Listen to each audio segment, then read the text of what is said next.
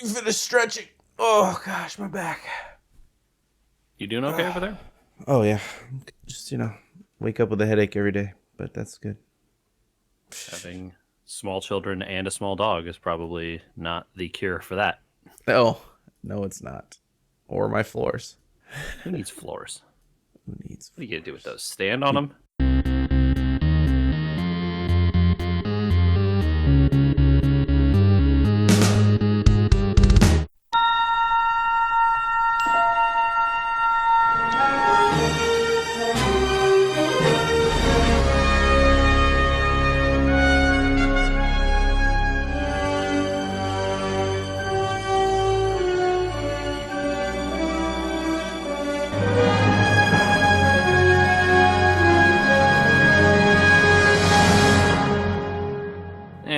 You don't need floors in space. That's right. Yeah. Subspace transmissions, episode 35. We finally got the sad ending to Lower Decks season 2, where unfortunately all of our main characters have passed. Did we lose any characters this? Spoilers. Hello, yes. welcome. Thank you. Season 2. Yeah. Yeah, season 2. We talked about Spoilers. the first half of it. Man, what a great show. I don't think we did lose anyone. It seemed like we were going to lose someone at the end here. It did. It certainly did. I thought they would do another Shax situation when we thought we were going to lose. Oh, we could just say spoilers again. Boimler at the end there. Which you obviously knew Boimler's like the main character, so it would have to be some sort of rebirth thing, right? Right. But he's Lower Decks, so he can't be rebirthed, I guess. I don't know. Doesn't have access to whatever the upper deck people have, where they don't talk about it. They never die; they just come back. Yeah.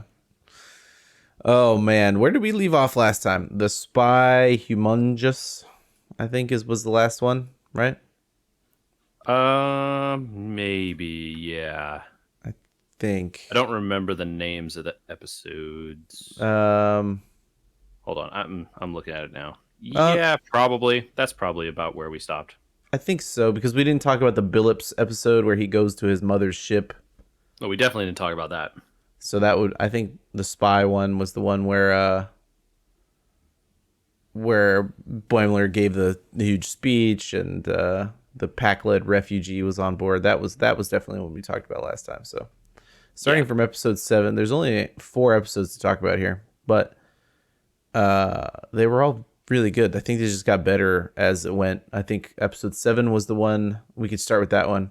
The Ren Fair Society. So good. Who's it? It's the chief security officer? Billups. No, chief engineer Billups. Engineer, right? Yeah, okay. Yeah. Engineer Billups. Yes. He so good. He turns out that he's a prince of the God, what's the name of their planet? Oh my God, Hesperia. Hesperia or whatever. Some space fantasy name, just space, like real. Yeah, and they're all knights, and like the ship looks like a giant lance, and it has like, I love the idea. It's like it's all magic, and like everyone's dressed in like medieval times clothes, and then like they just go over there with like spanners and stuff. Do normal engineering, like they open a panel and there's like normal circuitry under there. It like seemed like they were implying that they didn't really know how it worked. Yeah, I'm not. They talked about it like it was magic, but obviously, yeah. And this also the episode where we get Agamus. I can't remember the name of the computer. Oh yes. Oh my gosh. Yes, the computer is like. I'm not gonna lie. I liked the computer part of this episode better than the other part. Oh, of course, the computer you did. Is so dumb. Of course you did, because it was played by. Oh, should I have known this? I don't think I know. Jeffrey Combs. Oh, yeah. I think that makes like his 11th character in universe. I think it's like his 11th character. Yeah, pretty good. I mean, obviously, it's the better part of the episode. I think you could sum up the Renaissance plot pretty quickly, which was the ship blows up supposedly. But the whole point is that like Billings' mom is trying to get him to have Billups becomes king if he has relations. Right, yeah. And so his mom keeps trying to like trick him into having sex. Basically, yeah. So he is still a virgin and has never had sex because the minute he does, he becomes king. So she keeps trying to trick him all the time. He doesn't like his mother, all these types of things. So they fake an explosion on the ship that kills Rutherford, quote unquote. Supposedly, right. Supposedly. And they trick the Cerritos' sensors into believing all this stuff. So he also thinks his mother is dead in the explosion, right? Yeah, he thinks his mother and like a bunch of the guards and Rutherford were all killed in the explosion. And so that way he has to now ascend to the throne. But it turns out he can't perform. Right. The like specially trained guards or whatever that she has who are basically just like sexy prostitutes or something are just, I don't know. Yeah, but they seem like they're really good, like security probably, but at the same time they're just like completely constantly like naked all down the time for it and like trying to be like on top of them. At every like a guy and a girl, right? They're just like whatever you want, here you go, you know. Yeah. What I would argue, you know, just very silly. Yeah. So it turns out it was all of ploy. Rutherford's fine, and he comes. And Rutherford and the Queen are like sitting in a room. They're just partying. Yeah, they've been partying the whole time. Tendi is part of that plot as well, tangentially, as like oh my gosh, Rutherford's dead, and I can't believe my friend's gone, but she's the one that figures out that he's still alive and all that. I would nominate that as the B plot because the other plot makes me laugh so hard. So good. With the AI that it continuously is trying to get itself plugged into the ship. Yeah. Okay, I don't remember how this part started, but they go to get this. They retrieve this thing from somewhere, right? One of the planets has fallen prey to an AI that has taken over, but they ask for Starfleet's help, I believe, and they come and they remove the AI from the planet and they stick it in a containment vessel. And they're supposed to be transporting it to the Daystrom Institute, which is from multiple Star Trek iterations. Yeah. And they crash land on a planet because they get caught in something. I don't remember. Space thing happens. Some space anomaly crashes the ship on a desert planet with no water or food, and the radio's broken. Crucially, the computer containment vessel breaks. Right, so and because it's now out. Yeah, so because he's sentient, Boimler follows Starfleet protocol and drags him around everywhere. Mm-hmm. Because he can't not. But they both know that it's evil. Know that it's evil and try to listen to it. Whole episode now is just the thing constantly going to Boimler. Just plug me into that computer. It'll be fine. Just plug me in. I'll save you. I'll bring you with me. I swear. When I fix the thing. Oh, so it gets so bad that they eventually like bury him in the sand at nighttime so they can sleep. Mm-hmm. Yeah. I guess Boimler was supposed to be doing a different job, maybe? Yeah, he was supposed to be doing a field mission, but Mariner, it turns out, got him reassigned. Yeah. To do this because she doesn't think he's ready for field ops, even though we're half a season away from him having saved the entire crew of the Titan, right? Uh-huh. Like she just doesn't want to accept that he can take care of himself these days, which I thought was a nice little development between their two characters, right?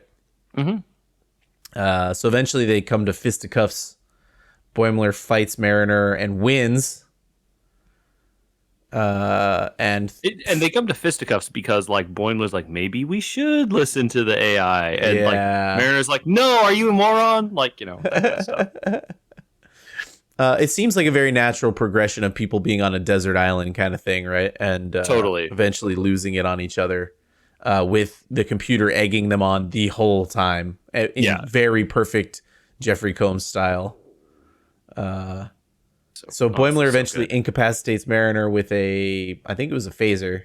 He tricks her and phasers her, and then finds a deserted ship's computer. And the AI is like, man, I can power this ship. We can get off this planet. Just plug me in. You know? Mm-hmm. So he plugs him in, and the AI starts to power things up and goes crazy and is like, yes, now I control the entire universe. I'm going to kill you and them and everybody else. He's like, I'm evil, taking over, like, you know. Yeah. Yeah. And so he's like, it's over for you. And then Mariner shows back up. And Mariner comes in. She's like, what have you done? What have you done? He's like, nothing. I haven't done anything. I plugged him into the distress beacon. Right. And he's like, what? He's like, no. What? No, that can't be true. Look, I can do this. And he's like, yeah, man, you control the lights. Congratulations. Yeah, it's like, I can do this. And he like flickers the lights. Yeah. He's like, I'm not insane. He's like, I'm not gonna. Boimler's like, I'm not going to plug him into anything important. This guy's crazy. great, you know, and then, you know, they make up. Mariner apologizes. Boimler apologizes. Everybody's fine. It's a pretty good episode. I love that one a lot. It was really good. The next one up is what? Let me see if you can remember what it is based on the title. I excretus. I remember what this one is because the title was so weird. Yes. This is the episode where the crew is undergoing tests. It's so good. I love this one.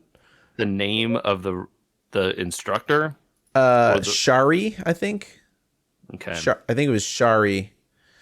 She's the one that can like split her body into pieces. Right.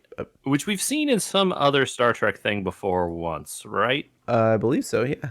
I think she's not a new character. Like an original series thing or something? Let's see. I think it's not from that. I think it's from the cartoon. Actually. Okay. That would explain why I didn't remember it. I've watched the cartoon, the original series cartoon, which came out after the third season, and was, I believe, 1 season long, maybe 2. It wasn't great. The acting is pretty flat. I think I've talked about it a little bit before. Yeah, I think we covered it a bit. But I'm pretty sure. Yeah, okay. I did look it up on Memory Alpha while we were talking here, and it is from the cartoon. Kirk and Spock are like put into jail by Pandronians.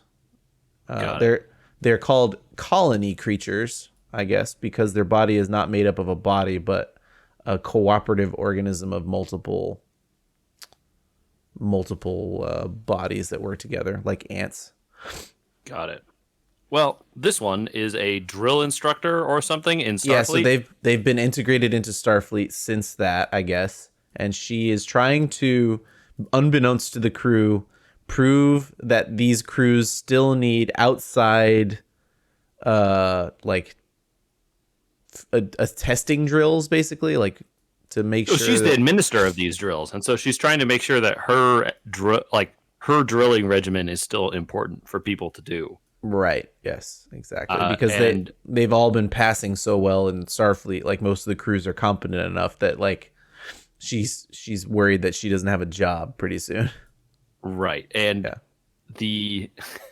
and so by doing this, the crew one by one go into these like testing chambers, which are like little virtual reality holodeck kind of pod things, I guess. Mm-hmm.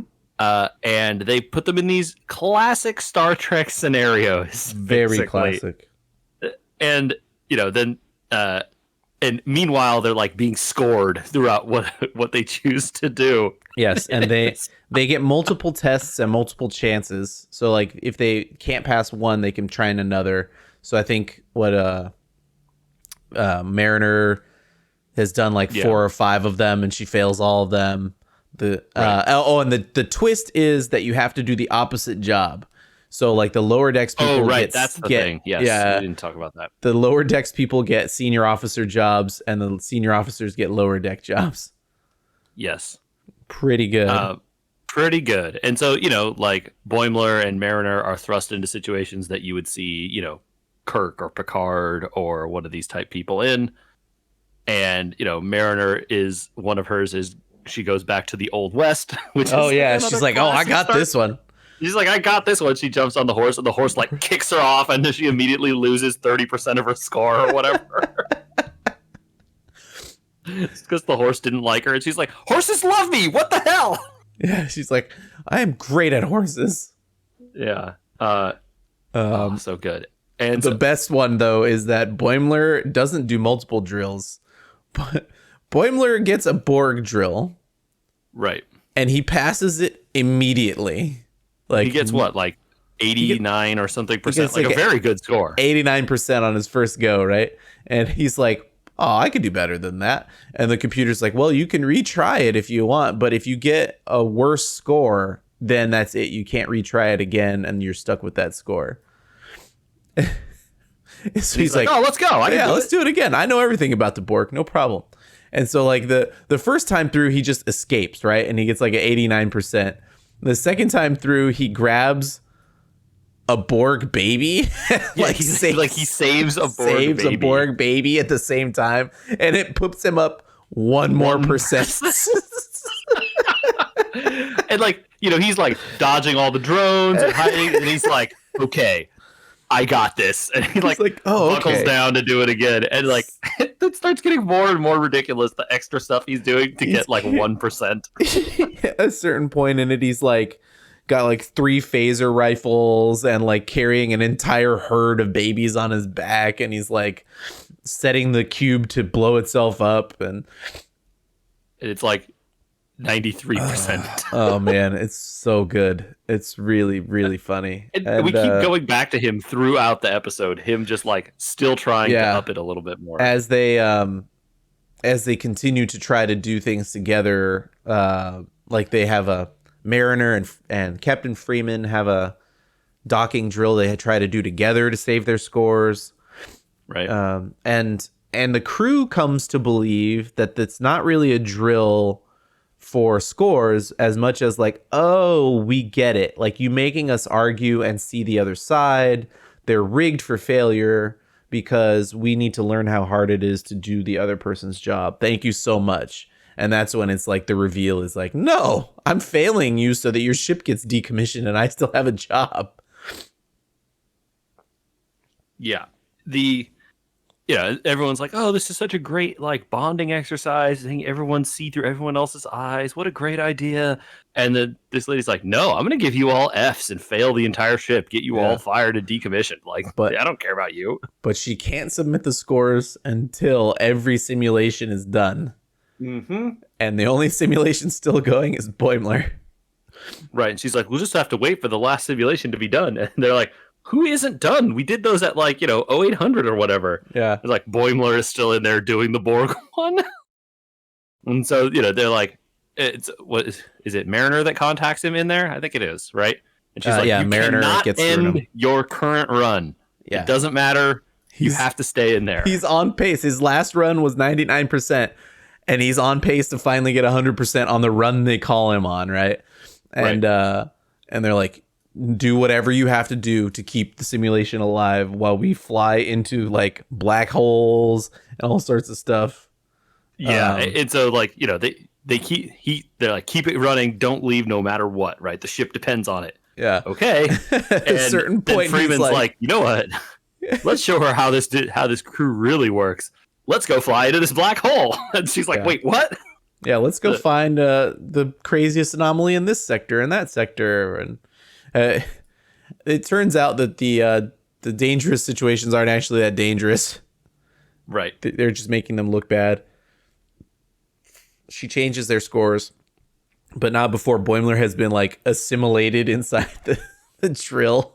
He's on the the table that Data gets strapped to in First Contact, right? Yeah. And then this drill is coming down to like cut his arm open or whatever. Yeah.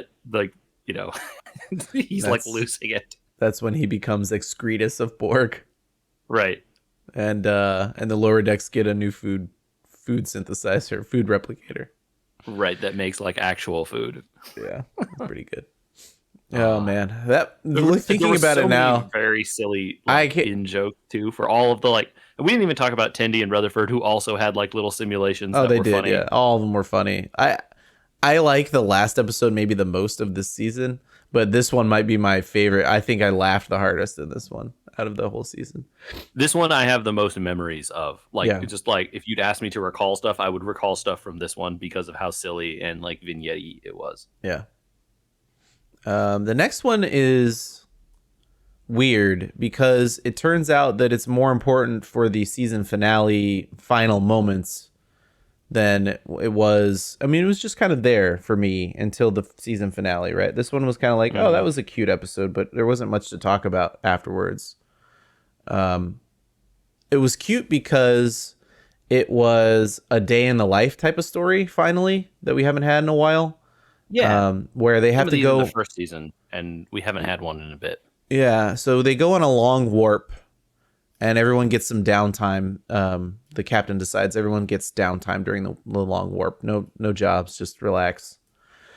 So what we get is multiple ships, right? It's the Cerritos, a Vulcan cruiser, and a Klingon bird of prey. I think. Yes. Are the 3 ships. And we see the day in the life of all the lower decks crew on all 3 ships. One of which, I think the Vulcan one, she looks exactly like Boimler. Or no, like Mariner. I don't know if you noticed that. Yeah, she has a lot of similar like facial features. And no, she's animated exactly the same. She's just a different skin tone with different hair. Yeah. Yeah. Okay. Look a picture. Very similar. Like I'm looking at two you got her. drawings of her and put Mariner. Her and Boimler next to each other. She's just a Vulcan Mariner. Yeah. The like facial like drawing is very similar, so it's like easy to see that way. Yeah, that's very funny to me. I wonder, are those 2 going to join the crew here? Is that interesting. Okay. So I was going to ask you about that as well. It's very clear that by the end of it, T'Lyn is going to be assigned to Starfleet, right? Yes. But the guy, what's his name? Lower Decks Officer Ma'a. Okay, I didn't remember the name of the. I just looked it up. I couldn't remember. Ma'a. Yeah, I don't know. I mean, it could be interesting. That one is less clear because he's the captain of a ship now by the end, right? Yeah, but also you wonder if, like, he's the captain, right? But if he goes back to the Klingon homeworld and they're like, what the hell? And they take it away and assign him to Starfleet. That could be. Because, like, why are they introducing him, other than to give him, like, a foil to show how it's different? Yeah, that's what I kind of thought what it was going to be. I wouldn't even be surprised if T'Lyn doesn't show up next season and become an officer. Yeah, it could be. Because I don't even know who voices her. Gabrielle Ruiz, who has done 3 other characters on this show. Oh, they all look the same. Interesting. Interesting. So she has played. So Gabrielle Ruiz plays T'Lyn. She also played Ensign Castro and Lieutenant Lamont, and they all are kind of animated, similar looking. So that's kind of interesting. So she may not be back in that form. The actress will probably be back. Yeah, but they reused tons of voice actors. Yeah. And actors and actresses in these sorts of shows, so that's not too surprising. Right. John Curry. I don't know who that is. John Curry. Oh, he's apparently a voice actor from multiple things. Okay. Avatar. And well, maybe I read too much into it and it's not a thing. It could be. yeah, it could be. It might not be. I don't know. There's no real way to know with these guys. They'll pull from anywhere. Like they'll wait a whole season to be like, that thing at the beginning, that's important. They are certainly not afraid to lay dumb jokes and then let them sit until and then bring them back. Time. Yeah. This guy's a pretty prolific voice actor of small roles. Like he did some Arkham Origins, Arkham Knight, Dragon Age Inquisition, Infamous. So he's done video game stuff. Yeah, random characters in Star Wars games, Hitman games, Medal of Honor games. Okay. Yeah. Well, the other plot is that like everyone is trying to find time during this episode. Is during the downtime, right? They want to try and like do something cool with a bridge crew member. Yeah, on the Cerritos. Yeah. Yeah. And so what is it? Rutherford goes with shoot. Why am I not remembering?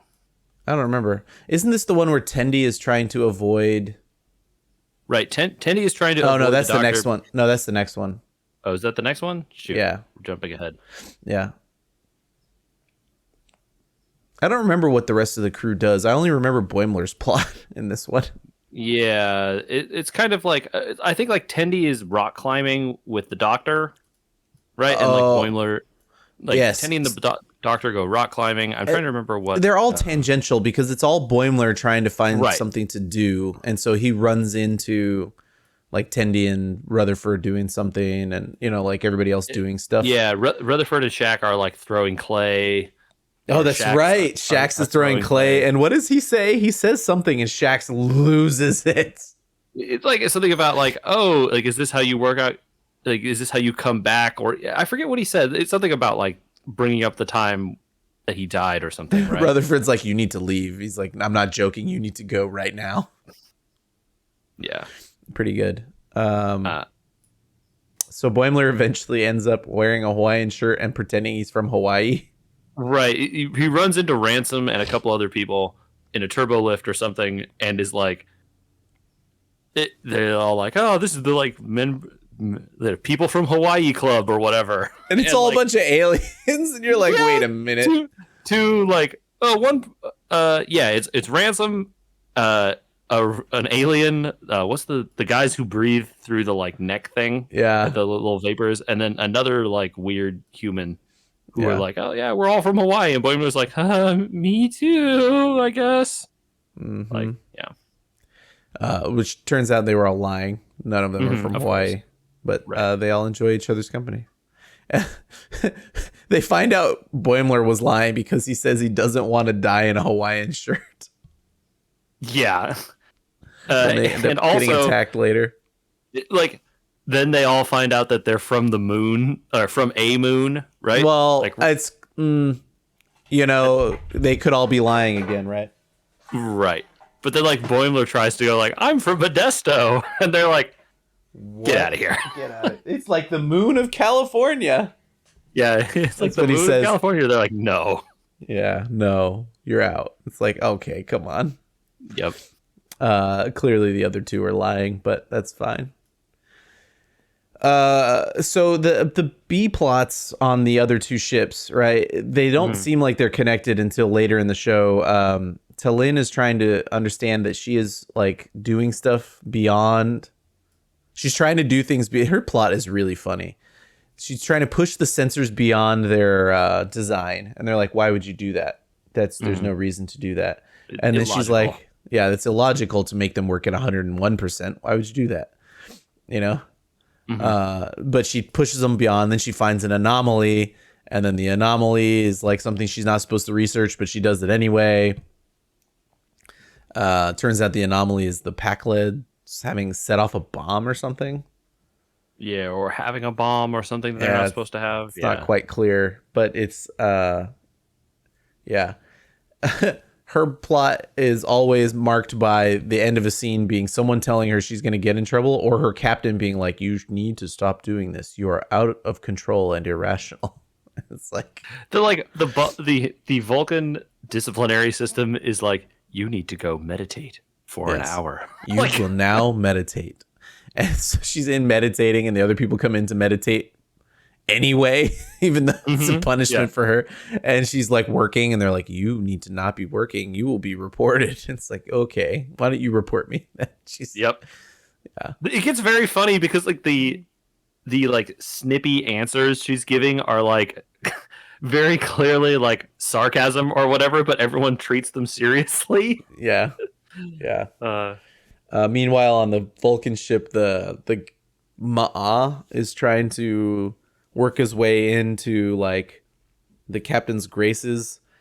Right. And they're all talking about how the XO is not a good XO who ends up getting killed during a fight in the mess. And so he's trying to work his way up to XO now. He's trying to be, his like whole thing is like, I'm going to like, I have a rotation shift on the bridge. The captain will notice me. Yeah. And then the captain does notice him and asks him to walk his dog. Right. Exactly. Which is important later. Yes.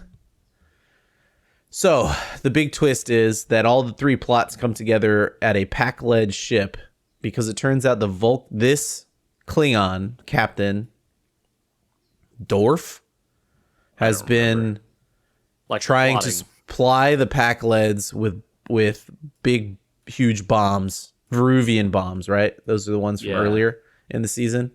Yes. To sneak onto Earth and blow up, but the pack-leds have been because he wants to start a war with the Federation, right? Right. Is his whole thing. Yes. So he wants to start a war that weakens the Federation so that Klingon Empire can take over again. Right. Turns out the Pakleds have been testing the Veruvian bombs, and they need more. And they're like, well, because they're gone now. It's like, yeah, you blew them up. You can only blow them up one time. And he's like, we want to blow up more. Yeah. Stop testing them. Yeah, it's so and so like these weapons are the Pakleds aren't supposed to have. They're kind of illegal or something. Mm-hmm. And this lower Ma'a or the lower decks Klingon guy is like, this is dishonorable.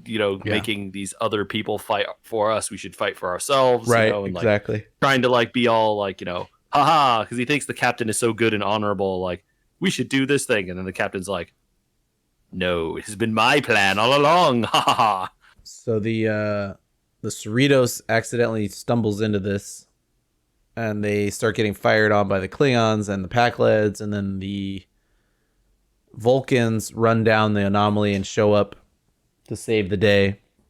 Right. And what happened? Oh, and so everyone's getting kind of beat up, and T'Lyn says, well, I've got this other side project that I've been working on with the shields. And they're like, why would you do that? And it's like, well, let's not worry about it right now, and instead maybe use it instead of having us all die. It's like, okay. But she gets punished at the end for her emotionalism, and is transferred to a Starfleet ship after they save the Cerritos. The Cerritos is saved because Ma'a challenges Dwarf to his dishonorable ways and kills the captain in battle because the dog helps him out. Yeah, because he's been nice to the dog, and so the dog helps him and like bites the captain at a crucial moment, and he stabs him. Yep. And so now he's the captain, right? Because that's how that stuff works on Klingon ships. Out. Yep. And the Klingons leave, and the Pakled are dumb and left alone. Yep. And they left alone, they lose. Yeah. Yep. Pretty good. Very good. So final episode. Yeah. Final episode, yeah. First Contact. This episode is great. Yeah. Captain Sonia Gomez is the a friend of Captain Freeman, I guess, is the implication here. Captain Sonia Gomez is from TNG. She is? Yeah, Sonia Gomez. You remember her? No. I remembered that she seemed like familiar, but I couldn't remember why. She's the girl that spills hot chocolate on Picard in TNG. Got it. Well, that's why I didn't remember. Yeah. That's still very good. I think she's in 2 to 3 episodes of TNG. I can't remember. Wonderful. I love the deep pulls in this show, man. That's so good. Yeah.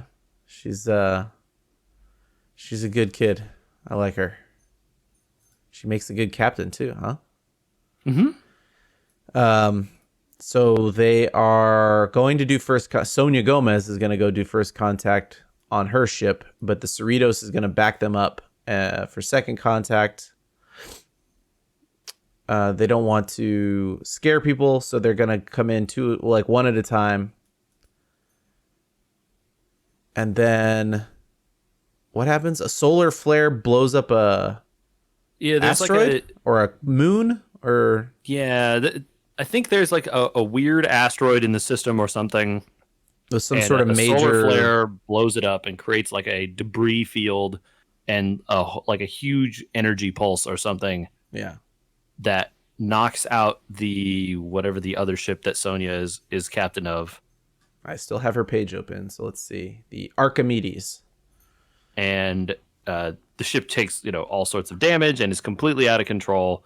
Yes, it is complete power. Blown straight at the first contact planet. So it's going to cause, they said, a like life-ending event if it slams into the planet uncontrolled. Right. And which is kind of crazy. I mean, it's a very big ship, It's only very big. Hitting your planet is probably bad.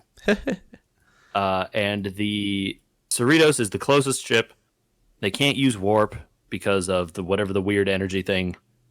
But the debris field is like attracted to metal or something. Is that the whatever ore is inside the asteroid? The asteroid is attracted to the hull plating, the polarized hull plating of the ships. And when that stuff hits your ship, it's going to cause the power loss symptoms again and wreck their ship. Yeah. Compounding. Oh, I'm not reading this, but it says compounding in here too. I was going to say compounding the plot problems, or kind of adding to the issues of this. They are dealing with Tendi and Freeman probably leaving the ship, it sounds like, Right. So there was early on here, it seemed like Captain Freeman is going to be promoted off to another ship. Yeah. And it also seems like Tendi is being removed from the ship as well. They don't think she wants to be in sickbay. But let's see. Mariner's the only one that knows about Freeman, right? To start with. Mariner finds out, and the captain hasn't told anyone, and so she immediately starts like spreading rumors. Yeah, to try and get people upset at her because she's upset at her, right? Right. Again, Mariner and her mom not getting along. Well, more this time. It seems more obvious this time to me that they did a really good job of like, hey, this is not about the captain, it's about Mariner this time, right? Like it's clearly about her, sure. Like not her desire to keep her mother closer. Which they get to it by the end of it, where she admits like, we finally got close and now you're leaving me, and all this type of stuff comes out. But like, at the beginning, they've done enough character development this season, I think, to show, hey, she doesn't want to leave her mom anymore, unlike before. Right. Yeah, it's good. And it is very good. And Tendi sees them like deleting her name from the medical records and assumes she's going to be fired or removed from the ship or whatever. I think the cat doctor even says like she doesn't belong here, I think is what she says. Right. Yeah. And so they go through, so she's thinking that, she's going to be removed this whole time.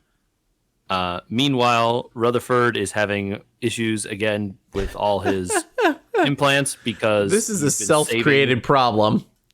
Totally is. You could argue that a lot of these were self-created problems. Maybe not Tendi's, but everyone else. No, well, I mean, Tendi's is too, right? If she had confronted the doctor earlier on in the episode, and had confidence in herself, knowing that she was good at her job, she would not have had all the problems she had, right? She wouldn't have spent the whole episode trying to avoid the medical problems. Anyway, so Rutherford's trying to keep 3 copies of Tendi, of every memory of Tendi. Because he lost those other memories in last season, right? When Shax saved him, he remembers Shax like ripped out his implant. Right. Yeah. And so he lost some memories there when he came back, and now he's afraid of losing those memories again. So he's been saving triplicate copies, and is running out of space. And so he keeps getting like hilarious pop-ups in the middle of his vision. He can't see because his vision's overtaken by warnings, and it's pretty good. He has to eventually, just like, I mean, this is a very good episode of like, the ending is very surprising because it comes out of one episode here that is all about every character growing more, right? Even though our Lower Decks friends will probably never be, well, Tendi maybe, it sounds like, promoted to the bridge.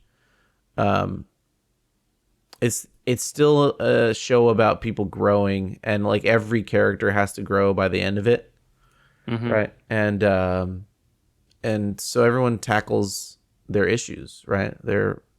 Everything they've developed in this show and before. Tendi not being confident in herself. Rutherford has to save the day by, making sure that he's not as protected as he feels like he has to be, right? Right. It's all good. It's all very good. Like, it's a really cool episode.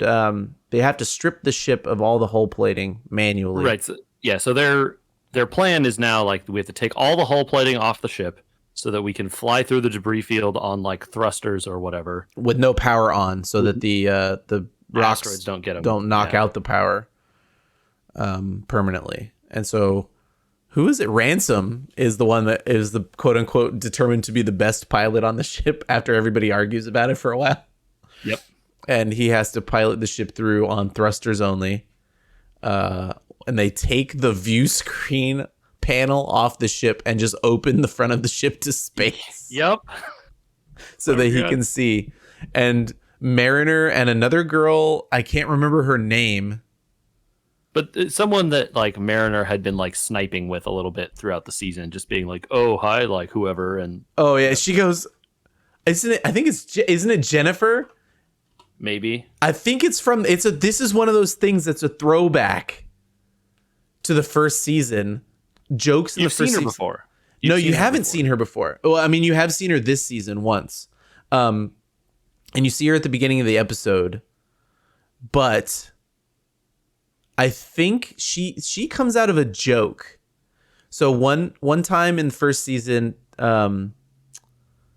Mariner is running down a hallway, I think, and Tawny Newsome was just cracking jokes and doing like improv, and in one of them she says like, "Get out of the way, Jen," or something like that. And so they created this character out of that joke as like someone she's always grousing about, but is never really a character, and nobody knows why she's grousing about her. Okay. That definitely seems like something they would do on this show. So, yeah. Things like that. So Jen has been mentioned multiple times throughout all this show. Like, I think at one point Mariner says that Billups used to call her Jen, and that really pissed her off because she wasn't Jen, and how could she think she was Jen? That kind of thing. Right. Yeah. So I think she's a character we haven't actually seen until this season, though. I think she's only been mentioned. Anyway, so she gets mentioned at the beginning, and I keep calling and wanting to say Tawny Newsome, but Mariner says like, "Why don't you like me?" She's like, "I don't even know who you are. Why are you talking to me?" Right. It's like the person who's like Mariner has been thinking is like, actively, snubbing her and all this is just like, I have no idea who you are. Yeah. she and Mariner get paired with the job of finding the asteroids, which becomes very dangerous. They ping pong their way through the asteroid field, right? But to get through the asteroid field, they have to release one more deck plating. Right, there's one that gets, the engineering team and everyone is releasing all the deck platings, and there's like a cool scene of them taking all of them off. Dude, that was so cool. It was cool. It was extremely cool. Yeah. All of them in like the Starfleet, like walking outside spacesuits. Yeah. And like picking up the cylinders and twisting them and pushing them down to let the pieces off. All the stuff from First Contact, right? Where they keep pulling those cylinders up and turning them and pushing them back in. And so then there's one piece that gets stuck because they're getting ready to go and they're running out of time. And so they order everyone back inside and they have to release it manually from the inside. Yes.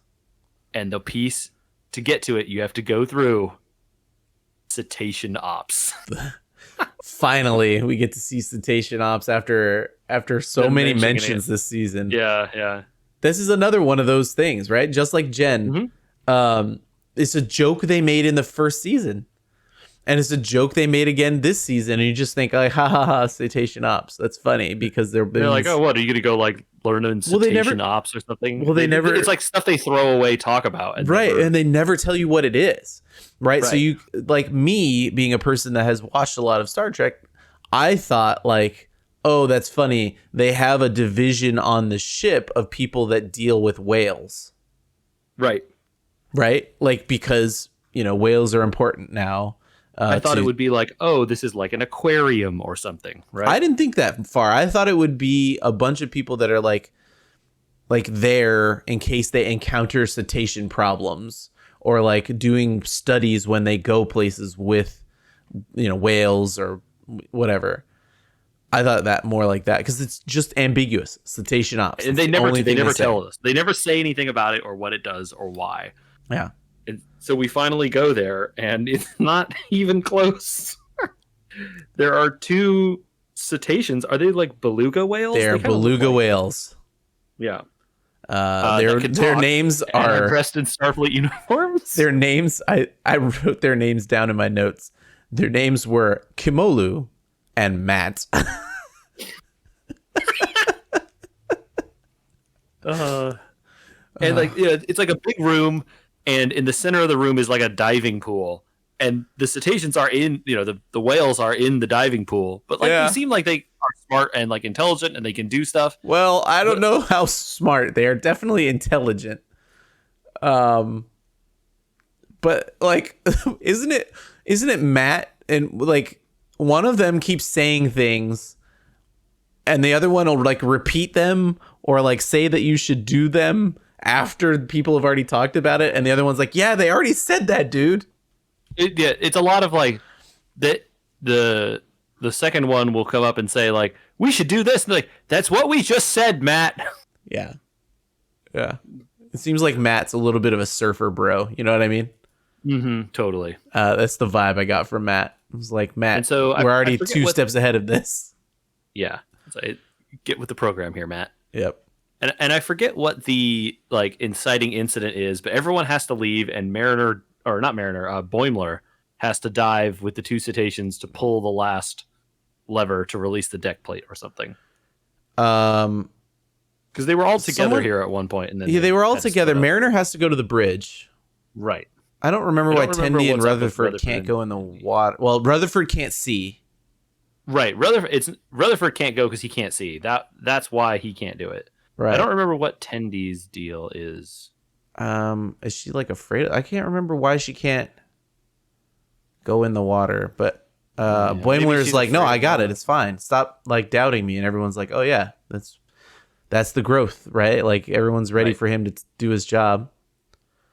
And so then they're like, we're out of time. We have to go. Yeah. And apparently we didn't even mention that apparently they do navigation on this ship. Who? The cetaceans do navigation, apparently. Yeah. Oh man.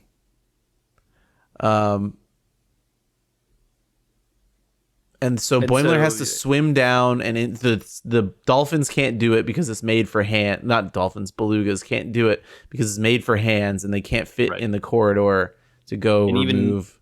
And then even then, if they could, they don't have hands, so they gotta. Yeah. So Boimler gets there, but his air is running out because he hits his shoulder or something. Cuts his shoulder, so he runs out of air. And dramatic moment here as they're starting to approach the minefield or the minefield. I keep calling it that. It's basically the a asteroid minefield, jumps. right? Yeah. And Boimler is losing his air to get the last piece off, and because if they go in with that piece still attached, they're going to get attacked by all the asteroids. And just in the nick of time, it comes off, and then Ransom is piloting the ship, manually here. And of course, in the nick of time, the Cerritos shows up as the Archimedes is about to impact the planet. Yeah, just in time to tractor beam the ship out of there. Right, which is great. It's great. It's a great episode. Everyone's eventually fine at the end. They give you the scare about Boimler, whether or not he's going to make it. They give you a scare with Mariner as she gets knocked out of the ship because of the open viewport, but Jen saves her. And Jen admits, actually, I'm just jealous and I like you. It's like, oh, okay. And Tendi finally fesses up to knowing that, the doctor said she didn't belong on the ship. And the doctor's like, you're right, you don't belong, but it's not that you don't belong on the ship. You don't belong in medical. She's like, what do you mean? She's like, you belong in science division. Right. So she's moving from the med bay to the science division. You're being transferred and promoted. Right. Yeah. On the ship, though. Right. Which is all great. And you think you're in for, oh, interesting. Maybe some people are going to get promoted and they're going to move somebody up to captain and she's going to move over. Right. Because the whole thing is that Freeman has still been saying that she's, I'm going to go. That she's leaving. Yeah. But she says at the end, oh, the people are here to talk to you about your promotion. What was it? Starfleet Ops is here. And it's oh, it's about the promotion. Hey, by the way, I'm going to turn it down. So she walks into the meeting. Because they had such a good time and she felt so connected to the crew after this big, stressful event. She's like, you know what? I need to stay here and turn this down. Yeah. I would rather be here. Right. Right. But she walks into the meeting and they immediately throw her in handcuffs and say, you're responsible for the Packlids destroying their planet or something. They have pictures from stuff that happened earlier in the season of when they had the Packlid on and when they had and they are accusing her of doing something here, masterminding this or something somehow. No, I think but the Packlids blow up a Verubian bomb on their own planet accidentally, I think. I see. And so they're saying Freeman did that and was a war criminal. And it's wait a minute, hold on, what? Yeah. But they have pictures of a whole bunch of stuff and they're using it against her. Mm-hmm. Yeah. Stuff from that we did see, right? Yes, all stuff we saw. And, yeah. And, so then it ends with a to be continued. Yeah. Yeah. Man, what a great show. Oh, so good. Apparently, so I looked up cetacean ops just for the fun of it. To see, sometimes people catch stuff. Remember that site I sent you last week? And sometimes Memory Alpha catches stuff. Cetacean Ops has been mentioned twice before Lower Decks. Really? There was an alternate timeline in TNG where they said somebody was supposed to report to Cetacean Ops. And in another TNG episode, Geordi asks a Ferengi if he saw the dolphins on the ship yet. Interesting. Which I think I slightly remember that one, and I thought, oh, on the holodeck. But right. Yeah. No. Okay. Yeah. I didn't remember that it was a real thing, but there we go. I didn't either. That's just more crazy. Of them showing how deep cuts they pull. They love this. They love Star Trek, man. In a core level, these guys love Star Trek. It's amazing. So, yeah, there you have it. Very impressive that they're pulling cuts from this deep. I love how much this show feels like every week. it feels like TNG. Every week you're watching just the issue of the week. But like at the end of the season, every time so far, it's been like, oh yeah, okay. All these little pieces are coming together. And they're not big pieces, and it's not a huge story, right? The end of this season ended with the cliffhanger is we saved a ship that was going to fall into the atmosphere, was the hugest thing that happened this season. And the cliffhanger is the captain got arrested for a crime she didn't commit. Right? And how many seasons of Discovery and Picard and all these things where it's just exhausting because it's just explosions and people saving the universe. Yep. And I love that this is the stuff that they want to do with this show, right? Yeah. This is the show that wants to make like in jokes and really, really dumb like situations that are like fully tropified and then like make cute, heartwarming stories out of them that then provide, fuel for the characters that we love that are part of the show, right? Yeah, I'm already more invested. So good. I'm more invested in the 20 episodes of this I've seen. In the character, I know everybody's name on that ship. Mm-hmm. I know, everything I need to know about them to like them and root for them. I still can't tell you half the bridge officers' names on Discovery. Dude, so true. This is the thing that I think continually shocks me about Discovery is how can they not look at a show like this and take easy lessons, right, to make their show better. Yeah, I wonder if they did for Strange New Worlds, if they took these lessons, right? Yeah, we hope, right? I don't know how someone doesn't. It feels so obvious. And like, of course, you can't just like apply the stuff that this show does, like this animated show does, to a live action show. It won't work, right? The animated show has a lot more freedom with being able to change locations and sets and stuff like that is going to cost way too much money to film in some instances, right? Right. But the stuff that they do, the continuity in their story of like less continuity but more, like direct episode to episode continuity but more character growth is the recipe for a much more interesting show. I feel like I'm taking crazy pills. Like, how is this not obvious? I don't know. Being on a starship and moving around the galaxy is exhausting to begin with, and trying to remember every drop of plot all the time is exhausting also. And like, yeah, I mean, premium TV, right? That's what everybody wants. Everyone wants Game of Thrones on their platform, and Discovery is Star Trek's Game of Thrones, right? Or Picard, I don't know. Pick one of the two. But like, yeah, sure, but you've gotta manage that stuff, and you gotta make it make sense, and it can't be the same every time as the fate of the universe, and it's just like, right. You have physically exhausted my attention. Right, we have gone in Discovery from creating a war with the Klingons to that far into the future, right? 1,000 years into the future. Mm-hmm. That's where we started. A war with the Klingons before the Enterprise storyline in the original series, 2,000 years in the future, and everything in between, including Spock. It's just exhausting to think about, like, the amount of stuff they've tried to squeeze into that show versus just like letting it breathe a little bit. It's not premium. It's not even premium TV. It's like frenetic. Yeah, it's only because this exists that you're like, wait, okay, this is what happens when you slow down a minute. Yep. Yeah, I don't want to harp too hard on Discovery. It's not poorly made. It's and it's well acted. Yeah, this is the problem with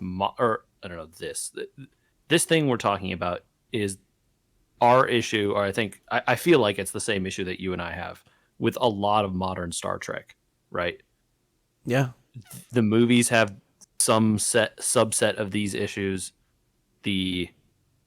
All the shows have similar issues, right? Picard and Discovery both. Maybe Strange New Worlds will or won't have those issues. I don't know. But yeah, it's exhausting. A lot of it is exhausting, and I honestly sit here thinking about Discovery next season after watching this and being like, which one deserves my time? Because I'm starting to run out of time. I agree. I think that, I'm going to watch the next season of Lower Decks. It's not even a question, right? Yeah. I will make time. Yeah. I don't know. We'll have to see with Discovery, man. I don't know. It's tough. I mean, we run a Star Trek podcast, or sub podcast, but it's a once a month thing, and it's for enjoyment. And we could talk about old episodes of Star Trek and still look at them, potentially get more enjoyment, right? Enjoyment, and that's the thing, right? Like, we just talked and ended 4 episodes talking about Ava and Evangelion for the people that didn't listen to them. It's really having me reevaluate the time I spend on what I want to spend watching, because dang, there's a lot. Yep. And there's new Star Trek to talk about, bud. Yeah, man. I watched it. So I did not. For the uninformed, I guess, I think Andrew is talking about Star Trek Prodigy here. Yes, I am. The Nickelodeon adjacent show. Animated. Yeah, because it's Nickelodeon streaming or something? It's Paramount Plus with all the other Star Trek stuff first, and then it goes to Nickelodeon after. And then, so it's alternating. It's always on Paramount Plus, I assume, but then Nickelodeon gets it after Paramount Plus gets it. Buddy, there's a whole world of Nickelodeon stuff that I forgot. They're bringing back all that. I mean, okay. The ads were so different than the ads we get when we watch Discovery. I was like, what is this? Yeah, I'm sure, right? The ad system on CBS All Access is weird anyway, but you're not going to get the same set of ads on the Nickelodeon show. Yeah, it was interesting. Before you go too far, hold on. I want to bring up Nickelodeon is in such a weird place right now too. They're doing NFL stuff on Nickelodeon. They are, yeah. Not just they didn't just do it they put the stuff on people, right? Slime. They slime people. Yeah, they slime people. But so they're broadcasting NFL games and with younger commentators and one football type person geared towards younger people, and they have slime zones and stuff. But they're also doing interviews with athletes. Cool. And having the younger kids ask them questions, and then the athletes are being fun and talking to kids and talking about the cartoons they loved and stuff like that. But so it is a very weird place. I don't understand what that channel, because it used to be that channel was kid stuff, cartoons essentially, right? Kids programming and cartoons all the time. But sports now and all sorts of stuff. Star Trek. So what's the deal with Prodigy? Prodigy, for people that want a quick rundown, is more like a Star Wars, Clone Wars style show. It is 3D animated, and the animation, by the way, is very good. I was shocked that the backgrounds are better than some of the backgrounds they put in that Bad Batch show that they just released on Disney Plus. I don't know if that's going to keep up forever, but it was surprisingly good animation for a Nickelodeon level show. Some of the stuff that they've shown of it is very good looking. Yeah. I just don't think I was sold all the way on the premise, but it's a teen adventure. So when I say the Clone Wars, for some people, they're going to worry about Ahsoka Tano and all that sort of young characters being kind of whiny, and that changed with the Clone Wars over time. This starts off with some teen characters. Gwen and Dal, I think, are their names. Dal is a everyone's in the Delta Quadrant. Dal is a prisoner on some sort of mining planet, and Gwen is the daughter of the people that are imprisoning everybody on the mining planet. And they're both like kind of like teens trying to figure out their way in the world. I think they're literal teens, not tweens or anything like that, like 15, 16 or something like that. Okay.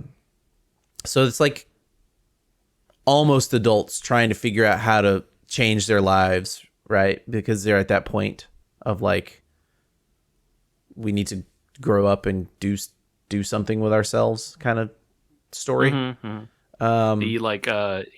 The beginning of the hero's journey, potentially, right? Yeah, possibly even a little bit, right? Like need to get out from my parents and need to go see the world. If you think, well, yeah. So one of them is like that, and the other one is the 17-year-old kid is the King Arthur type, where he's given the sword, right?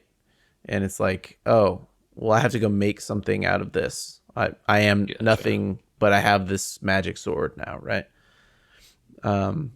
That's kind of the story they're setting up a little bit. Okay. I don't know from these first 2 episodes that were released as one. There's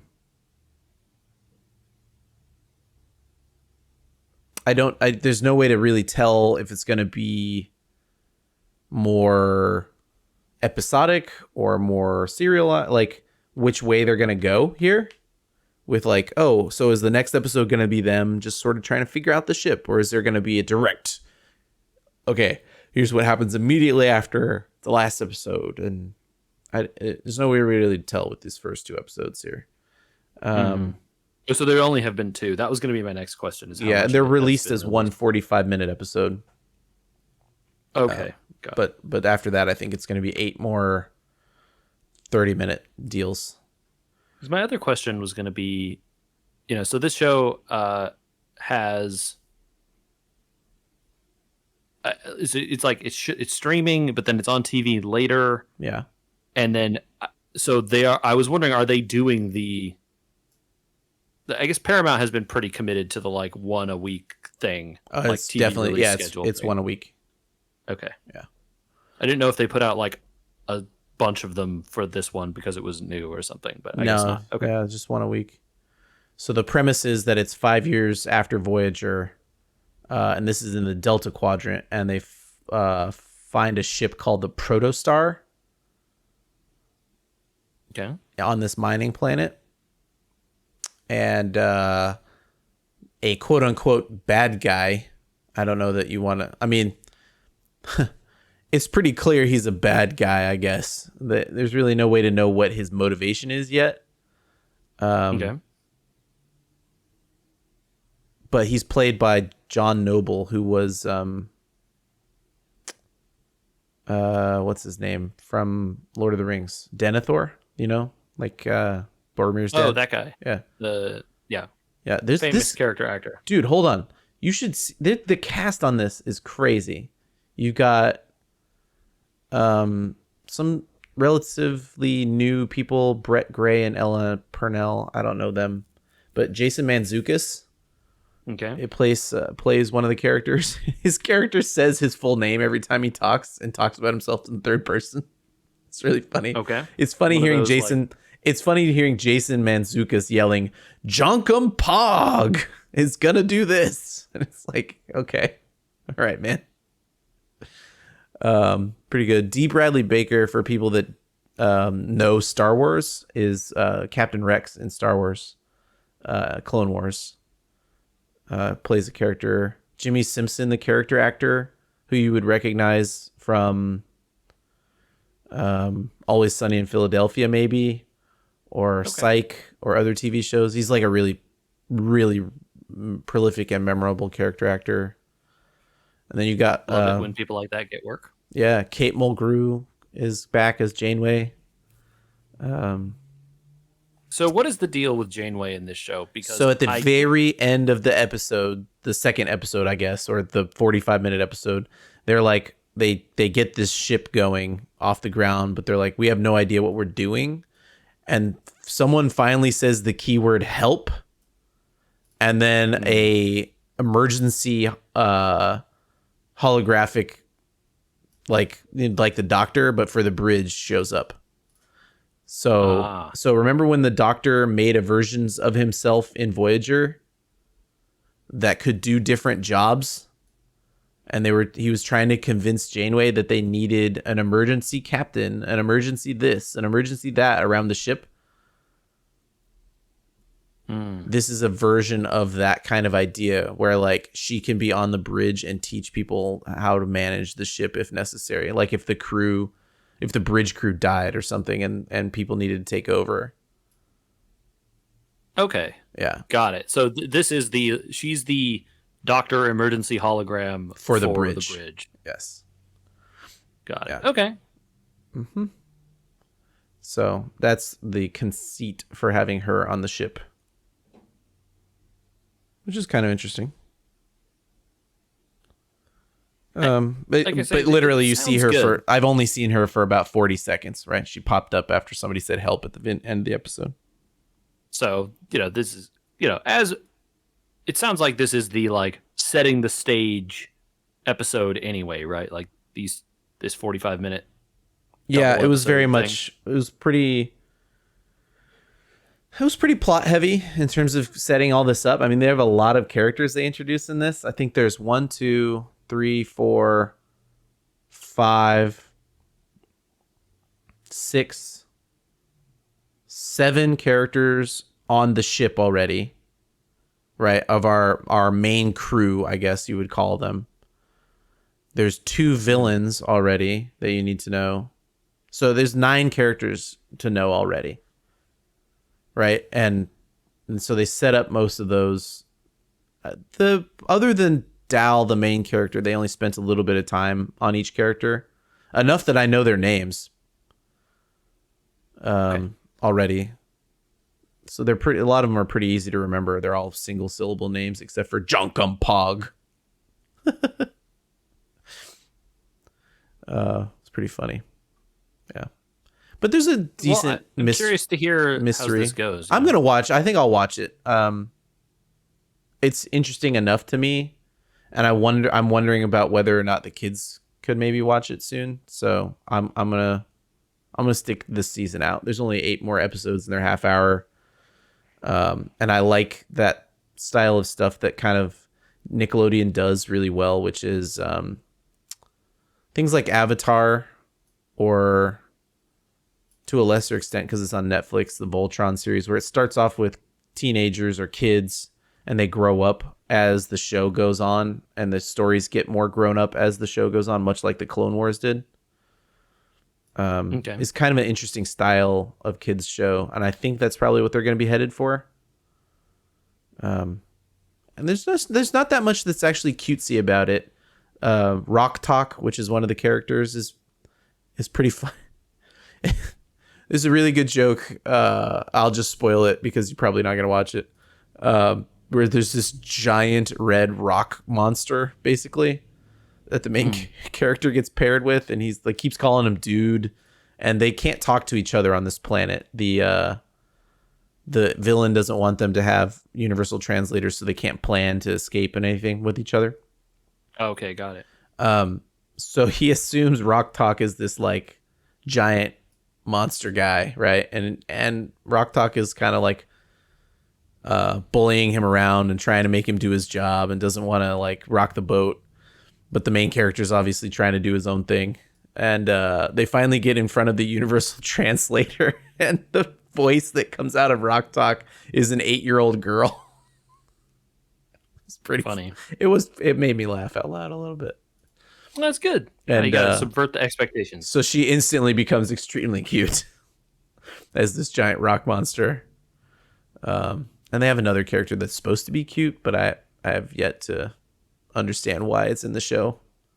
It's like this blob, an indestructible blob that can eat anything, and I don't know what it's there for. But anyway, okay, yeah, it's definitely not even as integrated into Star Trek as Lower Decks is. They're doing their own thing, you know. So far, the only integration is Janeway and saying things like the Delta Quadrant and the Starfleet ship, How did the ship get there? They haven't explained that. They have not explained it. It's a mystery. Okay. It was a mystery why it was in the middle of a mine. It's in the middle of a mining planet, right? Like how did the ship get inside of a planet? Yeah, exactly. That's what I'm saying. How to get there. Right. Exactly. So that's the mystery. Okay. I'm assuming that will be part of the show as it goes forward. It's find out eventually. It's written by Kevin and Dan Hageman. I don't know their name, how you say their name, but they wrote Hotel Transylvania and the Lego Movie and one of those Croods movies too, I think. Okay. So I'll put some faith in there, you know? Proprietors of lots of liked kid television and movies. Right, and some of that stuff is semi-adult. The Hotel Transylvania and Lego Movie stick out to me because they were also written as one of those like sub-adult stories. Like you could watch them as an adult and enjoy them. Those movies are pretty old at this point though, right? Original Lego Movie. Dude, original Lego Movies like 2014 or something. 14 maybe? I think it's 2014. Yeah, that's a long time ago. Sure. But, okay, they've been doing stuff. I'm sure they've done other stuff since then. I don't know. Yeah. All right. I mean, what they're up to. Good, right? This seems like they got some good people who know what they're doing. Yeah. It seems the acting is good. It's not like flat. It's good. And the animation is surprisingly good. Like, really, I can't imagine why they spent so much money on animation for a kids show. But they clearly did. And so far the story's, I mean, bland-ish, but not unmeasurably. And they did a good job introducing everybody, I think. So I'll keep up with it and let you know what's going on. Totally. But we didn't. I sent you. We got to watch the opening. I want to know what you think because it has a full-on Star Trek opening, just like all the other shows. And the music is made by Michael Giacchino, the guy that does all the music for the current Star Trek movies. And I'm watching this. Tons of Disney stuff. Oh, are you hitting play already? Yeah. Okay. I'm gonna put it on. It plays automatically when I open the window, so I didn't have a choice. Oh, interesting. Mine did not.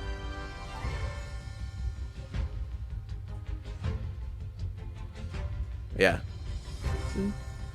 Kind of pretty. I mean, you can tune's all right. Yeah, the tune's pretty good, right? And you can see the animation. It's this quality. It looks very nice. Yeah. It's this quality as the show goes on.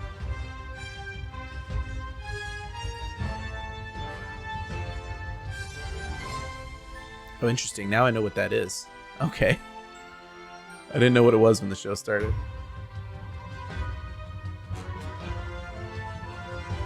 Giant hand. Mm-hmm. Oh. Janeway is the only character who gets her face in the opening. Yeah, kind of weird, right? So in the background of a lot of these shots is faces of people that are in the show.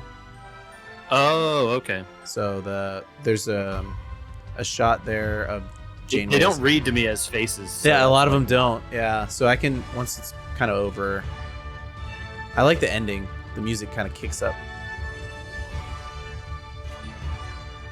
I like those few notes at the very end there. It almost starts to hear that like classic Star Trek like do do do chime, right before you hear space.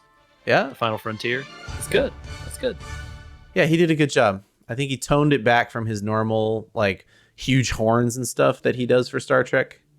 So there's a couple faces in here. If you flip to like 46 seconds, that is the head of two of the characters. I can't tell which one. I think that's Gwen's head. Gwen is one of the main characters.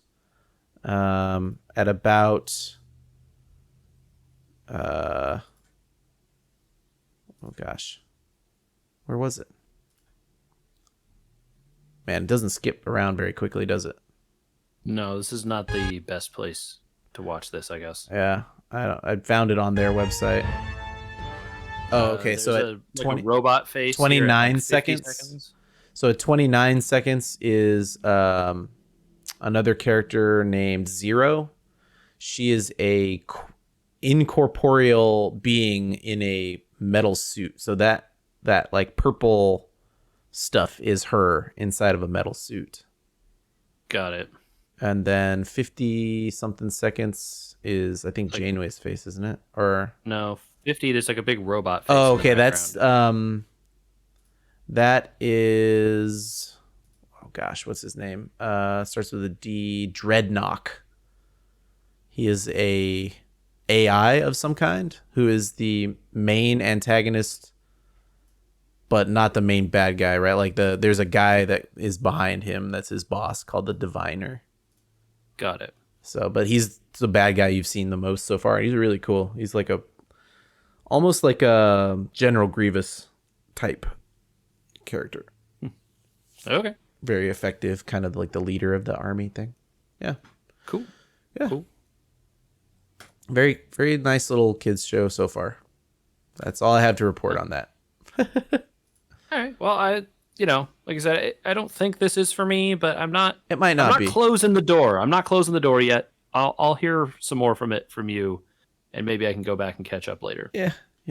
Give it the whole season for me to watch. I'll let you know. I mean, it's not gonna be that long at the end. So anyway, right. 30-minute episode. People had thoughts on Lower Decks season 2, or they think Prodigy's going somewhere different than I think it's going, which is the Clone Wars gentle journey for the kids for the first season, at least, of like, oh, they're being rambunctious in space, Mm-hmm. More like Star Trek Rebels is what it reminds me of, because that's about a teenager. Definitely more Star Trek Rebels. Yeah. Anyway, where did you send that? You could send that to podcast@weweregamers.com. We will happily read those and learn about. I really am curious what people think of Lower Decks, and if they have opinions about Prodigy, please do send those. I am curious. I am too, because I feel like I'm out here all alone with you and me, and there's a good audience for Lower Decks. I'm not saying there's not. I mean, they just got renewed for a third season for a good reason.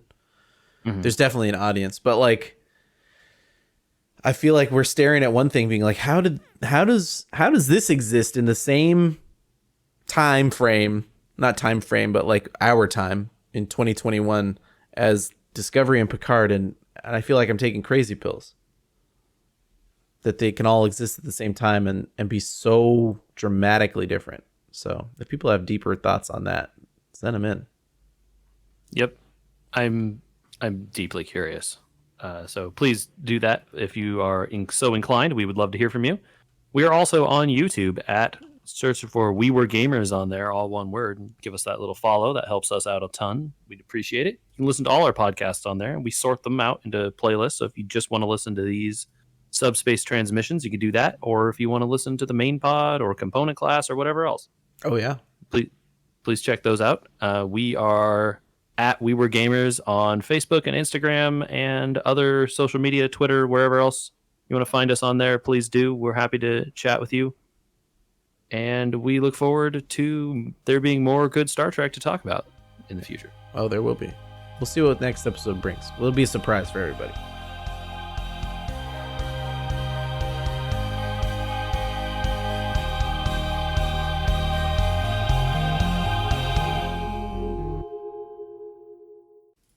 I know we didn't really cover it. Maybe we have to cover it on the next podcast, but I think I might be just done with trailers. Right? Like, unless you're going to show me something atmospheric, like, okay, hey, go watch this Dune movie because it looks like this, but I'm not going to watch that. Also, Witcher. like, you already, I watched it. It's fine. I don't know. I'm not going to watch that Witcher trailer. I'm already going to watch it. I'm not going to watch the trailer. Yeah. It's fine. I don't just show you a bunch of shots. It doesn't like I don't feel spoiled, right? Like seeing them doing a bunch of stuff. Yeah. They're like hinting at what the plot's going to be. I don't know. I don't feel that it spoils me. Okay. Also, I'm not so sensitive about spoilers. So that's not really an issue for me. I just get annoyed and that's the thing, is I'm not sure that it's spoilers as much as it is the trailers. Because it's easy for the trailers. You don't have to watch the trailers. I know. But it's easy for the trailers to be one thing and they're not that. And they could be so much better. Yeah, I don't know. Like, don't watch the trailer, It's easy. Solved. Yep. You should go watch that Dune, though. Also, I think with something like Dune in specific, at least for me, there can't be a spoiler because I It's know got what the the book. story Yeah, is. the book exists, and so that's kind of yes. Like I I spoiled agree. myself 20 years ago when I read the book, you know. And to be fair, a Denis Villeneuve film, often the trailers are fine. Like I watched the trailer for Blade Runner 2049, and I was like, cool. This is an atmospheric trailer, and I have no idea what happens in this movie. Right? Yeah, they're not a. Yeah. And they don't try to make you feel like you know what happens I in the think movie, and I by think putting the together a hodgepodge of quotes that are nonsensical, like that Batman film trailer. I think there's something else, especially because this is a streaming show. You know, they are trying to get people hyped up and showing the most exciting and interesting stuff that's going to happen because they want you to resubscribe to Netflix for this or whatever. My Netflix is still feels valuable-ish. Yeah, I'm very curious about that Cowboy Bebop. I want to see what they do with that. So that's coming out in November, so I'll be watching that probably. Maybe that's I our don't know if I'm next gonna. subspace transmission. I don't know if I'm gonna be able to convince my wife to go along with that one. So Cowboy Bebop. yeah, Yeah, I don't think so either. I showed her the trailer and she did not appear interested. So That's okay. yeah. Not everything has to be shared. Yeah, it's fine. Right? I'm not worried about it. I'll watch it. I said I'm gonna watch it. Whether she watches it or not, separate discussion. I will also be watching it. So yeah, that looks good. I'm very curious what they're gonna do with it because it looks like they're just doing the show. Like that trailer. Again, I watched the trailer. You don't have to watch the trailer if you don't want to. The characters look a lot like those characters. The people in those trailer are people from the anime. Yeah, I just wonder, like, the atmosphere of the anime is so defined by the environment that they drew, like, And the music. the music and the ship. Like the amount of detail that went into drawing the backgrounds in that show was immense, and like if they don't hit the props and the sets, set dressings correctly to begin with, that's going to be a problem. They did get Yoko Kanno in the seatbelts. Done. So cool. Yeah. I'm very curious if they do new arrangements of those songs or new versions of those, like new music, right? Or if they just got them to replay the stuff from the anime. I mean, like Tank has been all over everything, of course, because Tank is an amazing song. But like, there's a lot of good music in that show. Oh yeah, my favorite song isn't actually Tank from that show. I mean, I will listen to Tank more than my favorite song, right? Like. But my favorite piece of music from that show is at the very end. I think it's called Blue. The one in like the last episode. Yeah, it's with the like one. The chorus. It's also a Yoko Kanno song, but I think it's the chorus song called Blue. Okay. At the end, the one in the final scene. Got it. Yeah. Okay. I know which one you're talking about. That's a great song. Yeah, and if I think about Cowboy Bebop the show. That's the scene and the music that hits me the quickest. But if I'm out and talking about Cowboy Bebop and having a good time and we're all thinking about it, then you want Tank, right? I'm a big fan of. There's a song in there that's like a jazzy number. I think it's Gateway Shuffle. Oh, that one. I think there's a few different ones in there. It's or Fee or. Fee is the one for the dog, isn't it? I don't remember which one is which.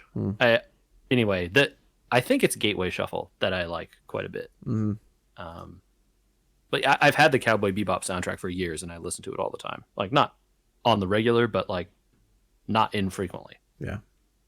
So. Yeah, I wonder, are they gonna de-anime her clothes quite a bit? Oh, they've shown pictures of Daniela Pineda as Faye. So you haven't seen the trailers? I have not. Yeah. I already knew I was going to watch it, so I don't really care about the trailer. She looks like a human. She doesn't look like an anime person. That's good. So how does I don't know if her storyline will be any different, or her character or personality, but she doesn't look like some anime naked lady. Okay. Did they get a corgi? I mean, how much you want me to spoil here? I don't know. I mean, it needs to be a corgi, is all I'm saying. Yeah, there's a dog in the trailer. Yeah. Okay. Right on. Yeah, I mean, I know as much as I need to know. Netflix is making a live action Cowboy Bebop, and I'll probably watch it. Yep. I don't think there's any chance that I won't. Even if someone says it's bad, I'll probably still watch it. Yeah, I think I'm on that train as well. So